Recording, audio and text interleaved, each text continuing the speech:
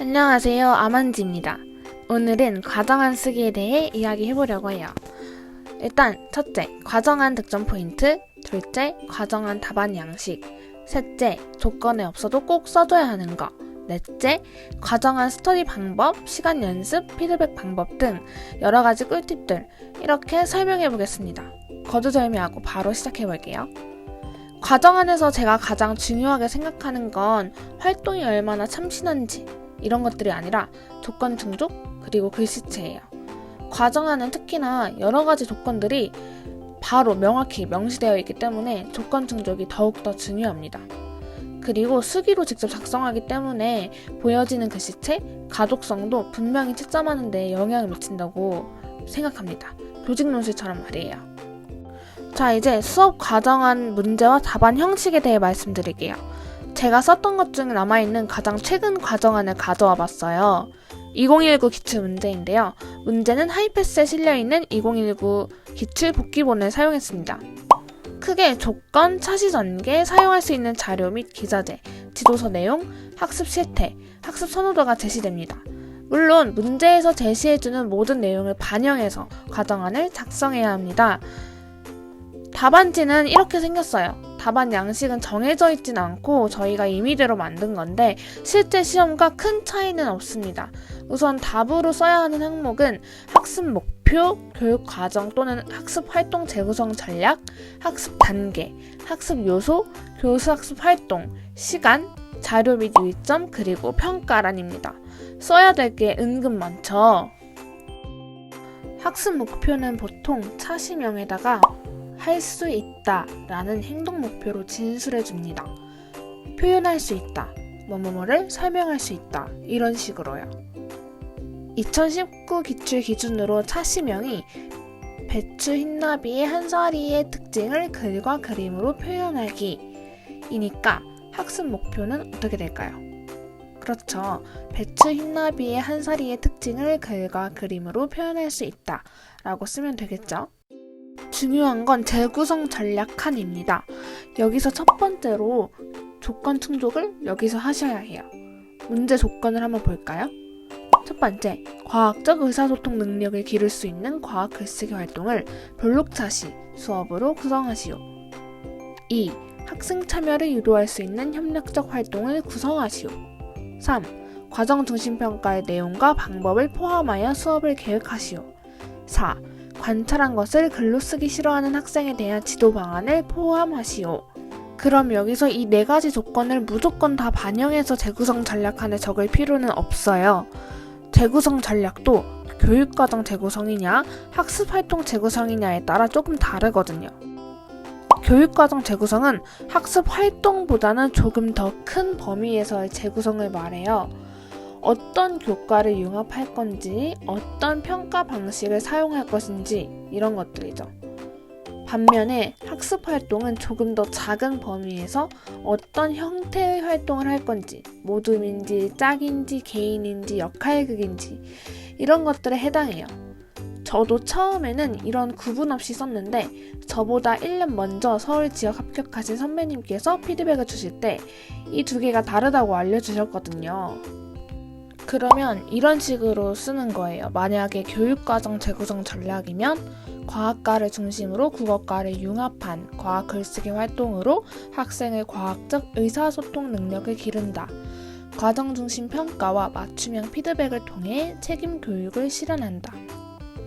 학습활동 재구성 전략이라면 학습 선호도를 반영한 모둠 협력 수업을 통해 학생 참여를 유도하고 협력적 인성을 함양한다. 다양한 형태의 토의 활동을 통해 과학적 의사소통 능력을 기른다. 이런 식으로 말이에요. 학습 단계는 도입, 전개, 정리 이렇게 3단계로 적어주면 됩니다. 이게 끝이에요. 학습 요소는 이런 식으로 적어요. 도입 부분에는 전시학습 상기, 동기유발, 학습 문제 제시, 학습 활동 안내. 전개에서는 활동에 대한 학습 요소. 보통 활동을 3가지 하기 때문에 첫째 활동에서는 탐색, 두 번째에서는 표현, 세 번째에서는 발표하고 상호 평가하는 활동을 많이 해요. 저 같은 경우는 글쓰기 활동이다 보니 두 번째 활동에서 교사가 준비해온 과학 글쓰기를 먼저 감상해보는 활동을 하고 세 번째에 표현하고 사고 평가하는 식으로 구성을 했습니다. 그럼 학습 요소를 적을 때 이렇게 명사형 어미로 자료 탐색, 자료 감상, 과학 글쓰기 적어주고 짝활동인지 개인인지 모둠인지 적어줍니다. 중요한 건 어미를 통일해주는 거예요. 만약 자료 탐색하기 라고 썼으면 그 다음에도 감상하기, 표현하기 이렇게 뭐뭐 하기로 통일해주는 거죠. 아무래도 어떤 정해진 틀 안에 적는 거라 형식적으로도 통일성이 있고 자세하면 좋을 것 같아요. 학습 요소를 다 썼으면 이제 학습 요소에 맞춰서 학습 활동을 써주면 됩니다. 시험지마다 교사와 학생 칸이 나누어져 있는 경우도 있고 아닌 경우도 있는데 나눠져 있지 않으면 본인이 선을 그으면 됩니다. 시험장에서는 자를 사용할 수 없기 때문에 보통 답안지를 접어서 경계선을 만들어줍니다. 전시학습 상기에는 고정으로 지난 시간에 배운 내용이 무엇입니까? 를 써주었어요. 이건 문제에 제시된 차시 전개를 보고 지난 차시 내용을 적어서 지난 시간에는 전차시 학습 내용에 대해 배웠습니다. 라고 적어줍니다. 중요한 게 유의점 칸인데 저는 항상 성장 노트를 적어주었어요. 학생들이 자신이 공책에 적은 내용을 보고 전시학습을 떠올리게 하는 컨셉인 거죠. 이럴 땐 자료 유의점 칸에 자료 땡땡 성장 노트 땡땡권 써주어야 해요. 학급 내 인원수는 조건에 명시되어 있는 경우도 있고 아니면 학습 선호도 조사표에 나와 있는 학생 수를 더해서 직접 구해서 적어주기도 합니다. 항상 유의점에는 전시학습 내용을 잘 기억하지 못하는 학생은 성장 노트로 스스로 떠올려 보도록 한다고 적어주었어요. 학생이 자기주도 학습하는 걸 강조하면서 동시에 유의점 칸을 채울 수 있는 멘트이기 때문이죠. 동기유발은 거의 고정으로 궁금이의 고민 영상으로 했습니다. 식상하다고 여길지 모르나 사실 과정 안에서 도입 부분보다는 전개에 더 시간과 에너지를 쓰고 싶었기 때문에 도입은 거의 고정이었어요. 마찬가지로 자료 칸에는 꼭 궁금이 영상, 괄호하고 1분 이렇게 적어주었습니다. 그리고 나서 학습 문제가 안내되는데요. 이것도 차시명에다가 뭐뭐 해보자, 뭐뭐 합시다 이런 식으로 붙여서 적어줬어요. 주로 저학년일 때는 뭐뭐 해보자, 고학년에겐 뭐뭐 합시다 어미를 사용했습니다. 다음에는 학습 활동을 적어주었는데요. 저는 초반에 2개 할까 3개 할까 맨날 고민했는데 이것도 시간 낭비인 것 같아서 그냥 3개로 고정해줬어요. 보다시피 설명해보자, 감상해보자, 표현해보자 이렇게 뭐뭐 해봅시다 아니면 뭐뭐 해보자 어투를 사용했습니다. 가장 중요한 전개 부분인데요. 활동 1, 2, 3 안에서 최소 2가지 형태의 활동이 나와줘야 돼요. 무슨 말이냐면 짝, 모듬, 개인 활동 중에 적어도 2가지는 적어줘야 합니다. 가능한 다양한 형태의 활동이 수업을 더 다채롭게 해주잖아요. 저는 고정으로 활동 1은 짝, 활동 2, 3은 모듬 활동으로 해주었어요. 짝이나 모듬 활동이 협력 활동이다 보니 유의점 칸에 협력적 인성을 길러준다든지 짝 질문 활동으로 창의 인성을 길러준다든지 이렇게 할 말이 많이 생기거든요. 평가도 양식에 따라 달라요. 평가 내용, 관점만 적을 수도 있고 평가 내용과 피드백을 적을 수도 있어요. 평가 내용과 관점은 말 그대로 어떤 부분을 평가할 건지 쓰는 거예요. 평가 내용을 쓸 때는 학습 목표에 뭐뭐 할 수 있는가를 써줘요. 학습 활동을 통해 학습 목표를 이루어야 하는 것이기 때문에 어떻게 보면 당연한 거죠. 이때는 지식, 기능, 태도 3가지를 평가하게 됩니다. 지식은 뭐뭐를 알 수 있다, 설명할 수 있다. 기능은 뭐뭐를 표현할 수 있다. 태도는 협력을 잘하는지, 참여를 적극적으로 하는지 이런 것을 평가합니다. 이렇게 평가하는 내용만 적을 수도 있지만 피드백을 적어야 할 때도 있어요. 그럼 각 측면에서 학습 목표를 도달했을 경우와 도달하지 못했을 경우를 또 나눠서 적어주어야 합니다. 복잡하죠? 저는 지식은 고정으로 보충학습지와 심화학습지를 적어줬어요. 기능도 심화 자료 제공, 보충 자료 제공하기, 태도는 칭찬과 격려를 활용했습니다. 바로 예시를 볼게요. 지식 측면의 피드백입니다. 학습 목표에 도달한 학생에게는 심화학습지를 제공해 이해를 심화하고 도달하지 못한 학생에게는 보충학습지를 제공하여 이해를 돕는다. 기능 같은 경우에는 학습 목표에 도달한 학생에게는 심화된 형태의 과학 글쓰기 자료를 제공하고 도달하지 못한 학생에게는 단순한 형식의 과학 글쓰기 과제를 제공한다. 태도는 활동에 적극적으로 참여하고 협력한 학생에게는 칭찬을, 그렇지 못한 학생에게는 격려를 해 모든 학생의 참여와 협력을 이룬다. 이런 식으로 평가까지 적어주면 끝이 납니다. 이렇게 각 항목별로 무슨 내용을 적는지는 아마 지금쯤이면 많이 연습이 되셨을 거예요. 그럼 조건에 없어도 꼭 써주어야 하는 내용을 살펴볼게요.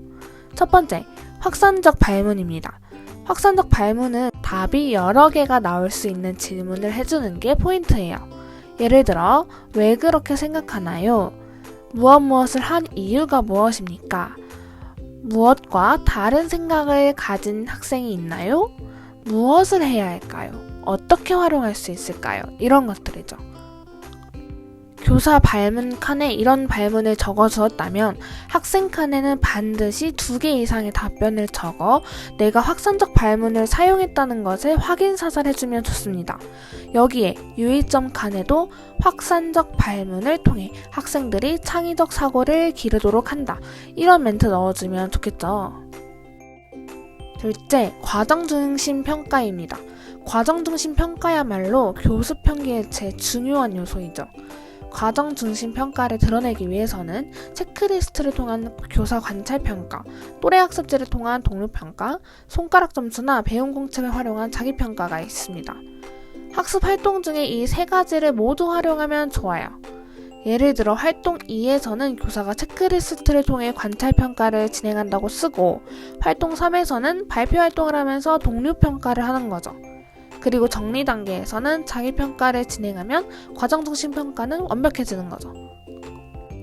셋째, 다양한 형태의 수업인데요. 이건 앞서 말씀드린 것처럼 모듬, 짝, 개인활동 이런 것들도 있지만 같은 모듬 수업이더라도 짝토이, 모듬 협력 수업, 역할극, 모듬 토이 등 활동마다 형태를 바꿔주면 좋습니다. 넷째는 명수, 홀수 짝수인지에 따라서 모듬 구성할 때 반드시 몇 명씩 몇 모듬인지 꼭 써주세요. 그 외 여러 가지 꿀팁입니다. 답안지 양식은 랜덤이에요. 너무 한 가지 양식만 고집해서 풀지 마시고 선배들에게 받은 양식 중 서로 다른 양식 3가지 정도로 번갈아 가며 써보세요. 아니면 항목을 최대한 세분화시켜서 연습하는 것도 좋습니다. 둘째, 유의점 칸은 되도록 비워두지 않기. 이 유의점 칸을 채울 때 최대한 조건을 활용하려 했어요.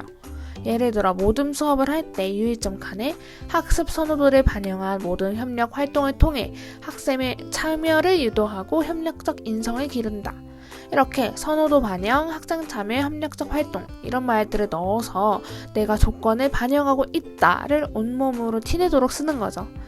저는 사실 전개 쪽에 쓰는 유의점 칸은 잘 안 비웠고 도입 부분이 쓸 말이 별로 없어서 학습 문제 제시할 때 학습 문제와 학습 활동을 학생들로부터 이끌어내 학생이 주인공인 교실을 만든다. 이런 멘트를 넣어주었습니다. 셋째, 상황별 쓸 내용 미리 모아두기. 어떻게 보면 만능틀인데요. 예를 들어 부진아가 있다면 교사가 개별 피드백을 준다든지 또래 교사를 활용한다든지 이런 걸 정해두는 거예요. 또 스마트 기기를 활용해야 하는 조건이 있다면 유의점 칸에는 학습 용도 이외에는 스마트 기기를 사용하지 않도록 규칙을 상기시킨다. 이런 걸 미리 정해두면 제한된 시간 안에 빨리빨리 꺼내 쓰기가 좋겠죠. 넷째, 10분 단축해서 연습하기. 과정안 쓰기가 실제로 60분이에요. 근데 논술처럼 일부러 10분 줄여서 50분 안에 쓰도록 연습했습니다. 초반에만 좀 힘들지 나중에 가면 익숙해져서 더 짧은 시간 안에도 쓰고 그랬어요. 다섯 번째, 얇은 펜 사용하기. 보다시피 쓸 내용이 무지 많습니다. 그에 비해 칸이 좀 좁기 때문에 0.38이나 그보다 더 얇은 펜을 사용하는 게 좋아요. 그리고 글씨체도 조금 더 예쁘게 써주세요. 저는 악필이라는 피드백을 많이 받았고 지금 제가 다시 봐도 좀 막판임에도 불구하고 글씨체가 좀 안 좋은 것 같아요. 가독성이 좋진 않네요. 6번째, 마지막으로 피드백 방법인데 과정 안에 특히 피드백하는 게 애매해요. 웬만하면 조건 충족 다들 하거든요. 이런 것들 위주로 봐주면 좋습니다. 예를 들어 조건을 충족했는지 하나하나 대조하면서 확인하는 거예요. 인원수에 맞게 자료를 제공했는지, 학습 요소에서 어미를 통일했는지 이런 것들 위주로 봐주세요. 그 다음에 과정한 스터디 방법은 지난번 영상에도 언급하긴 했지만 일단 주 5일 이상 쓰긴 했는데 막판에는 온라인으로 참석했어요. 스터디룸 대여 시간도 아끼고 만나서 할 때는 최대한 만나서만 할 수 있는 것들을 하고 싶어서 2차 시험 2, 3주 전쯤에는 카페에 스캔본을 올려두고 댓글로 피드백을 달았습니다. 이렇게 말이에요. 제가 드릴 수 있는 팁은 이 정도인 것 같아요. 이미 많은 선생님들께서 영상도 올려주시고 수험생분들도 많이 연습을 해서 이미 다 아는 내용일 수도 있지만 나름 기억을 짜내어 찍어보았습니다. 저는 무슨 활동을 했고 활동이 얼마나 참신한지 이런 건 별로 안 중요하게 본 것 같아요. 솔직히 이 많은 과정안 속에서 그런 거 언제 일일이 확인하겠어요. 지난번에도 말씀드렸지만 2차는 첫째도 둘째도 조건 충족입니다. 안녕하세요. 저는 지금 제주도에 와 있어요. 지금 완전 세수도 다 하고 쌩얼이라서 이렇게 미모티콘으로 마무리 인사를 하려고 하는데 원래 지금쯤이라면 심층 면접이랑 수업 실현 영상까지 다 올라가야 하는데 저의 촬영과 편집 속도가 따라주질 않더라고요. 심층 면접과 수업 실현 영상도 꼭 열심히 찍어서 여러분 시험 전까지 올려보도록 노력할 테니 선생님들도 조금 더 힘내서 올 초에는 아니지 내년 초에는 꼭 다들 원하는 결과 얻으시길 바라겠습니다. 지금까지 영상 봐주셔서 감사드려요. 우리 내년에도 또 만납시다. 안녕. 새해 복 많이 받으세요.